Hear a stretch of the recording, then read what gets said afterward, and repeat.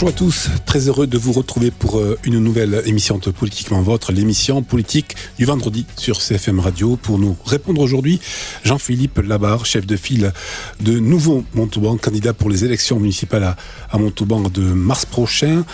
Des élections à gros enjeux. Bonjour Jean-Philippe Labarre. Bonjour. Et bienvenue à vous sur CFM Radio. Je vous remercie. Vous avez donc été désigné par le nouveau Montauban, le mouvement qui vous a donc désigné avec Brigitte Almoury pour conduire cette liste au municipal de Montauban. On va faire connaissance avec vous. Qui êtes-vous, Jean-Philippe Labarre, pour les personnes qui ne vous connaissent pas ? Alors moi, je suis Jean-Philippe Labarre, j'ai 66 ans, je suis un cardiologue dans l'équipe de la clinique du Pont de Chaume. J'ai 3 enfants, 7 petits-enfants. Mon épouse Isabelle est connue de pas mal de patients puisqu'elle a été diabétologue pendant de nombreuses années, à la retraite depuis 1 an. Et je suis un citoyen comme les autres qui a été intéressé par cette émergence d'un mouvement citoyen qui s'appelle l'Association citoyenne Nouveau Montauban, qui est devenue un micro-parti pour porter une liste aux élections municipales. Et toutes les thématiques qui étaient retenues ont attiré mon attention, de citoyens encore une fois. On va en parler des thématiques et aussi votre vision, celle que vous avez en tout cas avec votre liste pour Montauban pour les années à venir. Mais quel parcours vous amène aujourd'hui à souhaiter diriger la ville de Montauban ? Alors peut-être une petite forme d'inconscience, mais qui est une inconscience citoyenne. Moi, quand on m'a demandé et qu'on a venu vers moi en pensant que je cochais toutes les cases, c'est une expression consacrée, j'ai d'abord été flatté, mais j'ai pas hésité longtemps. Je me suis dit que l'enjeu valait le coup. Je crois qu'il faut que les citoyens prennent en main la destinée de leur cité. C'est d'ailleurs ce que les maires de France incitent par des clips vidéo. Il faut que les citoyens se prennent en charge. Que vous avez un message que vous avez relayé, si je ne m'abuse. Absolument. Et vous appelez encore aujourd'hui aux gens à venir vous rejoindre, éventuellement faire partie de votre liste ? Absolument, puisque vous savez que nous organisons de façon hebdomadaire une académie citoyenne qui a de nombreux sujets de discussion et qui est local. C'est un véritable forum ouvert à tout le monde. On n'a pas besoin d'être préinscrit pour venir. Et ces forums sont vraiment un lieu de rencontre, un lieu de foisonnement d'idées qui nous nourrissent, parce que si vous voulez, il y aura évidemment chez nous un programme très solide, mais évidemment, ce programme, il faut qu'il parte de la base du citoyen. Et vous verrez que c'est une thématique qui, à Montauban, fait beaucoup défaut. Que représente Nouveau Montauban ? Est-ce que c'est un mouvement, une idéologie, une méthode ? Une idéologie, sûrement pas. C'est une association citoyenne qui veut rassembler surtout le maximum de citoyens de cette cité, allant, on va dire, de la droite modérée jusqu'à la gauche modérée, donc un gros bloc central, on va dire, républicain citoyen. Il est clair que d'emblée, les extrêmes sont pour nous une solution qu'il faut écarter. Et dans ce bloc central, on veut absolument marteler l'idée que nous sommes apartisans. Nous ne sommes pas apolitiques, c'est souvent une critique que l'on nous fait, mais la notion d'apartisan pour nous est importante puisqu'elle fait l'objet de clivages et de chapelles qui sont totalement stériles. Mais il y a un paysage national politique qui est très politisé, compliqué d'une part, mais aussi politisé. Oui. La politique, elle fait partie aussi de Montauban, elle est dans son ADN, vous le savez. Est-ce que finalement ne pas avoir un parti support peut être un inconvénient, un désavantage? Je vais vous répondre ce que donnent les sondages d'opinion, en particulier celui d'Odoxa qui est tout à fait récent et qui prouve bien que 80% des électeurs, ce qui les intéresse, c'est la vie locale de la cité et qu'en aucun cas ils ne veulent voir débarquer le débat national politicien au niveau de leur ville. Donc là, ça nous donne une légitimité pour dire que nous sommes parfaitement là pour faire le travail que l'on attend de nous. Allez, on va en venir au fond, quelque part, c'est ce qui nous occupe aujourd'hui. Votre vision aussi, concrètement, celle que vous voyez pour les années à venir et pour la prochaine décennie pour Montauban. Quelle trajectoire, d'ailleurs, vous souhaitez donner à Montauban dans la prochaine décennie ? On veut déjà donner un changement de paradigme. Il nous semble qu'actuellement, nous subissons une gouvernance descendante qui est tout à fait délétère. Nous voulons vraiment redévelopper la démocratie ascendante qui part de ce que veulent les citoyens et qui remonte vers les gens qui décident. Actuellement, nous avons des gens qui sont extrêmement heureux de ce qu'ils font. Ils en parlent dans toutes les revues qu'ils ont, mais sans se poser réellement la question de savoir si le citoyen qui est censé en bénéficier est content ou pas. Et ça crée un décalage absolument énorme, d'autant plus que l'on voit la deuxième thématique qui nous gêne, c'est ces chapelles partisanes, ces égos surdimensionnés, ces carriérismes, ces ambitions personnelles qui font que les gens ne savent plus au jour d'aujourd'hui travailler ensemble. C'est un des mâles de notre société. Les gens ne s'aiment pas. Ils ont tendance à se juger de façon brutale sur des données qui font qu'ils décident de ne pas travailler avec quelqu'un alors que cette personne a sûrement de très bonnes idées. Bref, c'est du mieux vivre ensemble. Une question politique, si vous permettez. Oui. Est-ce que l'inéligibilité prononcée à l'encontre de Brigitte Barrette, par exemple, elle a pesé dans votre choix de conduire cette liste ? Absolument pas. Je pense que nous sommes dans un cycle, et un cycle vertueux, qui veut dire qu'au bout de 25 ans, il faut probablement se poser la question de savoir s'il n'est pas temps de passer la main à une autre thématique et surtout une autre façon de faire. Et évidemment, il faut reconnaître qu'au jour d'aujourd'hui, si on parle comme ça, certaines étoiles sont bien alignées les unes aux autres pour permettre du changement. Et tout ce que nous voyons, nous, dans nos rencontres qu'on a avec les citoyens, c'est qu'ils sont désireux d'avoir une nouvelle perspective, qu'au jour d'aujourd'hui, avec le schéma qu'on leur propose, qui est archi, majoré par ce que l'on voit à l'échelon national, qui est quand même assez lamentable, il faut le dire, les gens ne savent plus vers qui se tourner. Je vous rappelle que le taux d'abstention dans les élections municipales est quand même très élevé. À la dernière municipale, il n'y a eu que 41% de participation. Donc il faut vraiment qu'on aille vers le citoyen, qu'on lui donne une autre perspective, une autre envie, très clairement en dehors des partis, qui ont un comportement partisan. Je le vois tous les jours quand je les rencontre. Je vois bien qu'ils ont du mal à sortir de leur chapelle. Même si le scrutin des municipales avec celui de la présidentielle reste tout de même un scrutin le plus suivi en tout cas. C'est celui qui intéresse plus les électeurs. Il est très clair. C'est pour ça que nous pensons que nous avons une grande responsabilité et que cette responsabilité, on veut l'assumer en tant que citoyens. Et qui mieux que des citoyens concernés, respectueux, peut se faire entendre par les autres concitoyens. Quels sont les points, selon vous, Jean-Philippe Labarre, vous avez quand même organisé plusieurs ateliers, rencontres... Des académies citoyennes. Académies citoyennes, si vous voulez. Quels sont les points que la ville ne peut plus se permettre d'ignorer aujourd'hui, en 2025, pour les années à venir ? Il y a beaucoup de choses qu'on ne peut pas ignorer. Bon, évidemment, on va pas rabâcher, c'est pas un facteur racoleur, mais la sécurité des habitants, le bien vivre ensemble est extrêmement important. Mais je pense que une des thématiques que nous développerons, c'est de vraiment faire une colonne vertébrale vertueuse de la municipalité qui s'appuie sur le citoyen. Et qui mieux que les associations citoyennes dans tous les domaines fait le lien entre les habitants, donne envie aux habitants de vivre ensemble, donne des moyens de faire des actions. Et ça, c'est quelque chose que nous développerons de façon importante. Je prends l'exemple de l'urbanisme, en tout cas, ou en tout cas le cadre de vie. Montauban s'est transformé ces dernières années. Celui qui ne veut pas le voir, c'est qu'il y a un problème. Il y a quand même des choses qui se sont faites, des constructions qui ont émergé dans la ville. Mais est-ce que vous allez mettre un coup d'arrêt si vous êtes élu maire, est-ce que vous allez mettre un coup d'arrêt à ces projets ? Est-ce qu'il y aura une pause ? Ce n'est pas cette ambition-là que nous avons. Évidemment, nous voulons faire rayonner Montauban, mais peut-être par autre chose que des démonstrations urbanistiques qui sont des fois un peu clinquantes. C'est-à-dire que pour vous, c'est pas... Non, c'est utile pour le cadre de vie. Les gens apprécient, ils trouvent que c'est intéressant, mais il faudra qu'on ait aussi une rigueur budgétaire. Nous allons rentrer dans une période où on sait très bien qu'il n'y a pas beaucoup de sous à l'échelon national, qu'il n'y en aura peut-être pas beaucoup non plus à l'échelon départemental, et du coup également à l'échelon municipal. Donc il va falloir gérer la ville en bon père de famille. Je crois que l'urbanisme, il y a eu beaucoup de choses de faites, certaines bien, certaines sans je dirais, trop de concertation, avec des dégâts collatéraux. Je veux pas reparler du séisme géologique que la cathédrale a subi. Mais bon, bref, il y a des choses qu'il faut faire avancer. L'urbanisme est important, mais peut-être que c'est un urbanisme qui doit être plus humaniste, qui doit tenir compte aussi de plus de verdure, probablement, parce qu'on manque un peu de verdure à Montauban.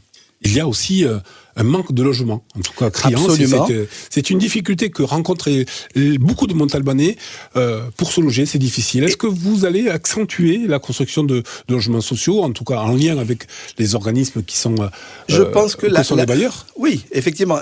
Une des politiques qui a probablement pas été bien faite, à mon avis, c'est la mixité sociale par rapport à l'urbanisme. On a voulu, pour répondre à des obligations nationales et pour cocher des cases, faire des espèces de structures très volumineuses, très concentrées. Qui dit concentration dit que vous mettez au même endroit les mêmes personnes avec les mêmes difficultés. Comment voulez-vous qu'il y ait une émergence vers le haut de ces personnes-là ? Mais vous souhaitez décloisonner ? Moi, je serais partisan d'un logement social beaucoup plus mélangé, si vous voulez, parce que je suis pas sûr que de tout mettre les gens au même endroit, ça soit une bonne idée. Et malheureusement, on a l'impression qu'on continue de faire ça de cette façon-là. La mixité sociale n'est pas un mot vulgaire, c'est un mot qui permet de créer du lien entre les gens. Il y a beaucoup de monde qui veulent venir ici en Tarn-et-Garonne, témoin les chiffres de la démographie donc il y a des difficultés, on vient d'en parler de logement, mais il y a aussi des difficultés de mobilité. Montauban, on a l'impression que ça devient un petit Toulouse, notamment en termes d'embouteillages, des embouteillages qu'on ne voyait pas il y a quelques années et qu'on voit de plus en plus. Forcément, c'est une ville qui grossit, je crois qu'il y a 7000 habitants de plus, donc c'est quelque chose qui est très important. Et la mobilité n'a probablement pas été adaptée aux besoins des gens, y compris les jeunes, qui y a une espèce de besoin transversal. Les jeunes familles qui viennent d'ici, elles ont déjà besoin qu'il y ait suffisamment de crèches pour recevoir leurs petits-enfants. Oui, alors ça, c'est les services publics, mais je parlais sur la mobilité. C'est un sujet qui cristallise quelquefois. La mobilité. Avec, quelque part, les cyclistes contre les automobilistes. Alors, je crois qu'il faut voir la mobilité de façon globale et il faut intégrer la mobilité classique que tous les gens font, la voiture, évidemment, son importance. Mais il y a la mobilité douce qui mérite sûrement d'être développée, mais sans démagogie. Au jour d'aujourd'hui, ce qui est clair, et encore une fois, les spécialistes du domaine ne sont pas écoutés. Je rappelle qu'on ne peut pas circuler dans Montauban avec un vélo, ce qui est quand même un peu aberrant.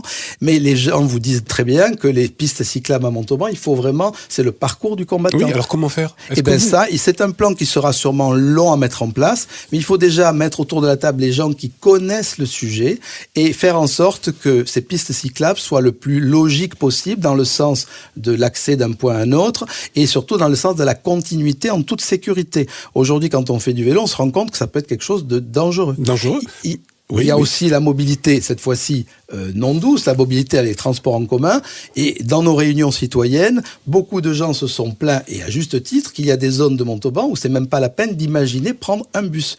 Mais ça veut dire est-ce que vous mettrez sur la table une densification, une augmentation considérable des pistes cyclables à Montauban ? Absolument. Dans notre projet, il est prévu de rendre un axe nord-sud, est-ouest très clair. Alors, techniquement, il y a tout un tas de réflexions à faire, mais elles sont déjà en cours pour faire en sorte que quelqu'un, quand il est sur une piste à vélo, il n'ait pas besoin de changer de trottoir toutes les 5 minutes ou d'être impacté par un autre type de déplacement. Alors, on a parlé du vélo. On parle des bus aussi. Est-ce que, d'après vous, le transport de bus, il est adapté à une ville comme Montauban ? Est-ce qu'il y a aussi des axes d'amélioration possibles ? Absolument. Il suffit de voir les bus à Montauban. Personnellement, je peux vous le dire très, très tout de go, je ne l'ai jamais pris. Il y a pratiquement, et il n'y a pas grand monde qui le prend, puisque dans les études démographiques récentes, il n'y a que, on va dire, 5% de gens. C'est pour ça que je vous pose la question. Est-ce qu'il n'y a pas aussi là un levier ? Oui, absolument. Mais comment ? Le comment, c'est à la fois la quantité. Nous avons des bus qui sont trop grands, premièrement, et avec personne dedans. Et deuxièmement, des bus qui ne passent pas assez souvent à un endroit donné. Si vous avez un bus qui va vous prendre une fois par jour, par exemple, je ne vois pas l'intérêt de stimuler la mobilité avec les transports en commun. Donc il faut jouer là-dessus. Faire des petits bus. Un peu ce qui se fait à Biarritz avec des petits bus qui passent régulièrement. Probablement. Je ne connais pas les bus de Brégaris, mais j'irai les voir. Ce sont des petits bus. Des microbus, des petits bus, idéalement électriques. Ça sera quand même mieux pour la nature. Et qui permettront d'avoir des rotations beaucoup plus fréquentes. Si elles sont plus fréquentes, les gens auront plus envie de les prendre. Allez, on passe à la santé. Vous êtes médecin, vous l'avez dit dans votre présentation. C'est un sujet où l'attente elle est énorme, pas seulement à Montauban, mais aussi partout, dans tous les territoires de France, avec des difficultés pour se soigner, pour trouver un médecin traitant, pour trouver un spécialiste, un dermatologue, etc. Quel constat vous faites, vous, j'allais dire, professionnel de l'offre de soins à Montauban? C'est une catastrophe, on peut le dire très clairement. C'est une catastrophe avec une double peine, puisque les politiques, depuis des années, n'ont trouvé comme seule solution pour faire diminuer les dépenses de santé, de diminuer le nombre de médecins.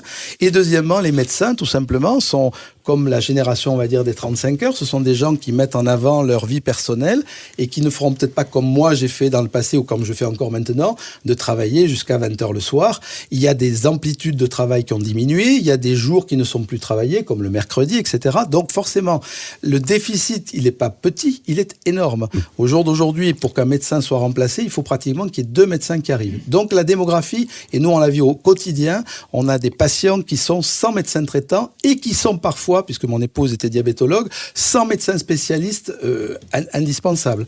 Donc ça, c'est très compliqué. Moi, personnellement, dans mon activité professionnelle, je travaille beaucoup avec la CPTS, qui est la coordination professionnelle de territoire de santé, qui fait tout son possible pour créer une collaboration entre les structures, une communication, puisqu'encore une fois, c'est la communication qui importe, pour amener les gens vers une structure de soins. C'est la CPTS. On peut s'y arrêter 2 secondes. C'est où ? Comment les gens peuvent... Alors, la CPTS est un organe professionnel. C'est pas un endroit où le patient va sonner, mais la CPTS peut prendre des listes d'attente de patients et pour essayer de faire en sorte, avec leurs adhérents, de trouver un point de chute, surtout dans des situations un peu critiques. Il y a des gens qui ont vraiment besoin de ça. Alors, comment ils font, rapidement ? Ils peuvent contacter la CPTS. Il y a un numéro de téléphone que je ne connais pas. D'accord. Mais si on va sur Internet, et on peut solliciter, il y a Madame Cantecor en particulier, qui est la responsable, qui est très active et qui pourra leur répondre. Écoutez, voilà, le message est lancé.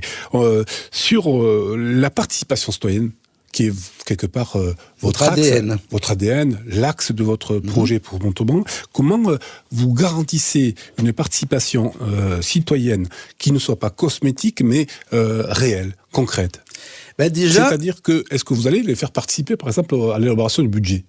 Exactement. Je pense que la démographie, la participation citoyenne déjà dans les réflexions, dans le débat, c'est-à-dire que nous, on insiste sur la notion de cette gouvernance ascendante. Encore une fois, il faut se nourrir de ce qui vient du bas. Il y aura sûrement tout un tas de modalités pour que dans notre façon de fonctionner, on reste permanent connecté avec les citoyens qui font... qui sont les citoyens qui ont besoin de choses pratiques, que l'on réponde à leurs attentes, et ça, nous y serons très attentifs. Je pense qu'au jour d'aujourd'hui, ce n'est pas suffisamment fait. Mais comment la faire fonctionner concrètement ? Comment faire en sorte que les décisions qui sont prises au niveau, exécutif, municipal, ne soient pas opaques, prises sans que les citoyens le sachent ? Est-ce que, par exemple, la proposition qui est faite par Bernard Pécou et Thierry Deville, qui seront vos adversaires en mars prochain, de diffuser les conseils municipaux, vous la prenez pour vous aussi, cette proposition ? Moi, je prends toute procédure qui rend l'action du municipal transparente. Donc, effectivement, les moyens sont sûrement divers, mais je pense que déjà, il ne faut pas rester dans une opacité, il faut répondre aux questions des concitoyens sur des questions thématiques précises. Vous voyez, par exemple, le budget. Qu'est-ce qui fait que on peut dépenser ou pas dépenser ? Quelle est la marge de manœuvre que l'on a ? Au jour d'aujourd'hui, les gens sont intéressés par ce sujet, mais il n'y en a aucun, ou pratiquement il n'y a que 15% qui est capable de dire quel est le niveau du budget d'une ville. Donc ça, c'est probablement que l'information, quelque part, elle n'est pas passée de façon assez claire, ou en tout cas pas par des canaux classiques. C'est-à-dire que vous donnerez ces informations ? Exactement. Il n'y a aucune raison qu'elles ne soient pas données. Par quelle technique ? Écoutez, on est à l'ère quand même du numérique, des sites internet, bref, là-dessus, c'est des sujets qu'on précisera dans le futur. Non, mais ce que je veux dire par là, c'est que, par exemple, sur le fonctionnement actuel, est-ce que vous avez des choses à dire sur... Est-ce que vous trouvez les choses opaques aujourd'hui ? Je trouve que, disons, les organes d'information qu'on nous donne, en l'occurrence ce livret qui nous est livré tous les mois, Ma ville, et qui est à la gloire permanente de l'équipe municipale, vous montre des projets toujours dans une dynamique de dire voilà ce que nous avons fait, mais pour se glorifier personnellement. Moi, j'ai jamais vu un retour de la personne qui est censée recevoir ce fameux cadeau qu'on leur fait. Alors, j'ai bien compris, et nos auditeurs aussi, que vous ne citez pas, par choix peut-être, le nom de Brigitte Barège. Pour moi, personnellement, pour être tout à fait honnête, je ne la connais pas. Donc, je ne la connais pas, mais je la vois faire. Donc, personnellement, je crois qu'il serait... C'est une fin de cycle. Je pense que Mme Barège ne sera pas maire de Montauban, ça c'est clair. Donc, le travail, il n'est pas contre Mme Barège, il est pour les Montalbanais. Elle ne le pourra pas, mais elle peut travailler à constituer une liste. Oui, effectivement, elle ne va pas rester dans l'ombre. Ça m'étonnerait que ça soit quelqu'un qui soit là en train de regarder des choses se faire sans qu'elle y mette sa patte. Elle met sa patte sur pratiquement tout ce qui se fait dans la ville. Et ça, c'est vraiment quelque chose qui, pour moi, me gêne et m'indispose. Mais est-ce que cette liste qui sera constituée, ou en tout cas favorable à Brigitte Barège, est-ce que c'est votre principal adversaire, cette liste-là ? Je n'ai aucun adversaire. Vous n'avez pas d'adversaire ? Pourtant, vous en aurez à mars prochain. On en aura, mais je n'ai pas d'adversaire a priori. Moi, je vois tous les candidats comme des candidats qui sont ceux qu'ils sont. Nous, il est clair que nous souhaitons travailler sur le centre républicain et qu'à mon avis, toutes les personnes qui se désignent du centre devraient rejoindre notre mouvement Nouveau Montauban pour pouvoir faire gagner des idées humanistes, des idées progressistes, des idées consensuelles et qui sortent d'un dogmatisme que l'on voit trop souvent actuellement. Jean-Philippe Labarre, est-il vrai qu'Aurore Côté va vous rejoindre prochainement ? Eh bien, écoutez, à l'heure où je vous parle, je ne le sais pas. Il faut parler en toute honnêteté. Mais il me semble que ça serait assez logique puisqu'elle a des items tout à fait comparables. Qu'elle se positionne elle aussi comme une liste citoyenne de centre. Parce qu'il y a quelques mois, elle avait indiqué, mordicus, qu'elle se présenterait, quoi qu'il arrive. Ben écoutez, je ne connais pas les derniers développements. Il me semble que le mouvement dans lequel elle se trônait devait se réunir pour décider un certain nombre de choses. Encore une fois, moi, je fonctionne avec ce qui est réel, ce qui est factuel. Au jour d'aujourd'hui, si Madame Côté souhaite rejoindre Nouveau Montauban, nous l'accueillerons avec grand plaisir, puisque pour nous, clairement, elle coche toutes les cases du type de la personnalité citoyenne, qui est responsable, qui a une activité professionnelle, etc. Un autre mot, une autre question politique. On a vu sur les photos de votre dernière académie, c'est ça ? Oui. Non, pas académie, c'était le lancement de notre liste. Oui, le lancement de votre liste, pardon. Il y avait Catherine Bourdon, oui, qui fait partie du Parti socialiste. Oui. Est-ce qu'elle aussi, elle est amenée ? Est-ce que vous voulez qu'elle vienne vous rejoindre ? Je pense que si elle est venue à cette soirée, c'est qu'elle a compris que nous étions des gens sérieux, des gens qui n'étions pas dans le dogmatisme. Je la connais pour...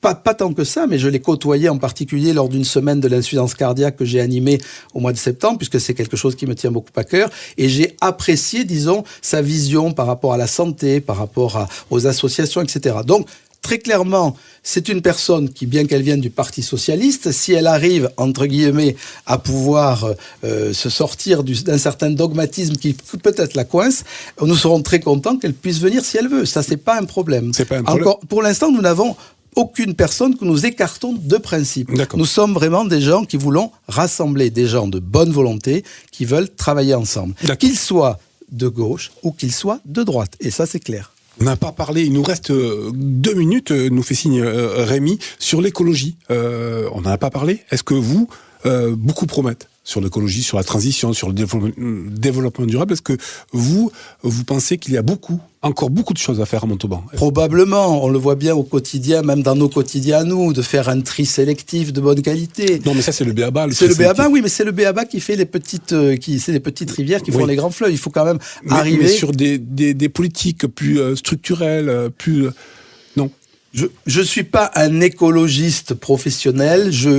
L'écologie m'intéresse évidemment. Elle m'intéresse en particulier dans la santé. Je pense qu'il y a un impact très négatif de l'environnement sur la santé. Un de mes grands amis, Pierre Souvet, qui dirige l'association Santé Environnement France, en fait la promotion et c'est un vrai challenge. La prévention est un élément important dans la vie des gens de tous les jours. Est-ce que vous pourriez, encore une autre question, vous pourriez vous entourer de personnes de tendance écologiste dans votre liste? Je n'écarte rien. Europe Écologie Les Verts, par exemple. Je ne connais pas ce parti, je ne connais pas les personnes. Je pense que quand on rapproche des idées, ce sont des idées, mais ce sont aussi des personnes, encore une fois. Moi, je ne prends pas quelqu'un. Les partis, nous n'en avons pas besoin sur le papier. Nous avons besoin que les gens fassent une communion d'idées. Cette communion d'idées, si elle va dans le même sens du bien-être du citoyen, eh bien, où qu'elle soit, elle sera bonne. Pour conclure, est-ce que vous pourriez nous donner, en quelques mots, quelques phrases, pourquoi les gens iraient voter Jean-Philippe Labarre, Brigitte Lamourie à mars prochain? Pour des gens neufs, pour des gens responsables, pour des gens sérieux, pour des gens qui montrera que la ville de Montauban peut être une ville administrée par les citoyens et non pas par une gouvernance descendante qui ne tient pas compte de leurs aspirations.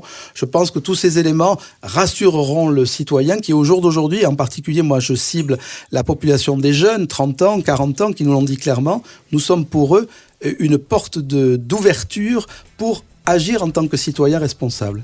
Merci Jean-Philippe Labarre. La campagne ne fait que commencer. Vous reviendrez sur CFM Radio. Avec plaisir. Merci beaucoup.